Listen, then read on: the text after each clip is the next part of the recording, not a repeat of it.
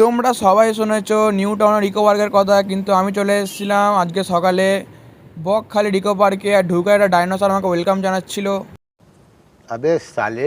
ঢুকেই ভাবছিলাম কোন অ্যামাজনের জঙ্গলে চলে এসেছি, চারিদিকে খালি ঝাউ গাছ আর ঝাউ গাছ, আর সাইডে একটা মিকি মাউস দাই আমার কথা শুনছিল। এত রোদ্দুর এসে দেখলাম খালি আমরা ছাড়া কেউ আসেনি এখানে, দোলনাগুলো সব ফাঁকা। বকখালিতে বক না দেখতে পেয়ে গেলাম একটা শিম্পাঞ্জি দেখতে। তারপর আমাকে দোলনা চড়াচ্ছিলাম, কি খুশি দোলনা চড়ে, বাবা যেমন প্রথমবার দোলনায় উঠলে যাওয়া হয়। 100 থেকে 200 ডিগ্রি সেলসিয়াসের মধ্যে আমি চলে এসেছিলাম মরুভূমিতে, আর এসে দেখি সব জল শুকিয়ে সমুদ্রের কাঠ হয়ে গেছে। পৃথিবীর সব অঞ্চলের গাছ এখানেই লাগানোর ব্যবস্থা করা হয়েছিল। দেখতেই পাচ্ছ তোমরা কত গাছ। সমুদ্রে এসে দেখি এখানে ডান্স বাংলা ডান্সের অডিশন চলছিল। আমার পাশের বন্ধুরা এখানে এসে বলছে কত বড় পুকুর, বাবার জন্মও দেখিনি এত বড় পুকুর।